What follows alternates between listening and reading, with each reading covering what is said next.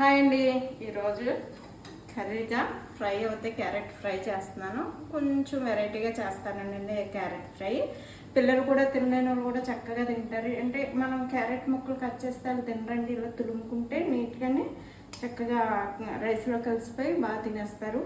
ఇంకోటి ఏంటంటే మెయిన్గా నేను అల్లం పచ్చిమిర్చి దంచేసుకుంటాను. అల్లం కూడా వేసుకుంటే క్యారెట్ ఫ్రైలో చాలా బాగుంటుందండి టేస్ట్.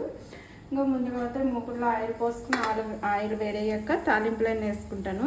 మినపప్పు, శనగపప్పు, ఆవాలు, జీలకర్ర, వెల్లుల్లి, కరివేపాకు, ఎండుమిరగాయలు వేసి ఉల్లిపాయలు కూడా వేసుకుని బాగా ఉల్లిపాయలు అయితే బాగా మగ్గనిచ్చుకోవాలి. అప్పుడు అయితేనే మన క్యారెట్ తురిమేసాక సరిపోతుంది, అయితే మెత్తబడిపోతుంది కదా వాటర్ వచ్చేసి.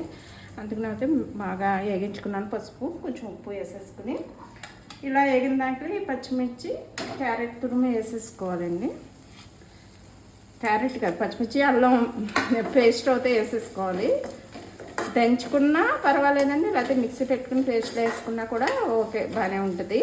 ఇంకా మా బాబు అయితే పెద్ద బాబే కాబట్టి పచ్చిమిర్చి ఎలా ఉన్నా తినేస్తాడు. తినలేని పిల్లలు అయితే కొంచెం అల్లాన్ని పచ్చిమిర్చిని పేస్ట్ చేసుకుని కొద్దిగా వేసుకుంటే చాలా బాగుంటుంది. దీంట్లో ఇంకా ఎండు కారం వేయక్కర్లేదు, ఇంకా పచ్చిమిర్చి పేస్ట్ వేసుకున్నాం కాబట్టి కొంచెం అన్నం కూడా ఘాటుగానే ఉంటుంది కదండి.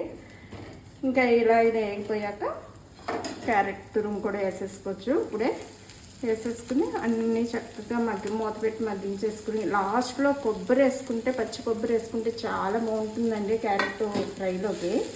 ప్రస్తుతానికి నా దగ్గర అయితే కొబ్బరి లేదు, తెచ్చిన కొబ్బరి లేదు, అందుకనే వేయట్లేదు. కానీ ఇలా కూడా బాగుంటుంది. పచ్చి కొబ్బరి వేసుకుంటే ఇంకా మంచి టేస్ట్ బాగుంటుందండి. నా క్యారెట్ ఫ్రై అయితే నేను ఎలా చేసుకుంటాను, మీకు కూడా నచ్చినట్టు అవుతా ఒక లైక్ ఇవ్వండి.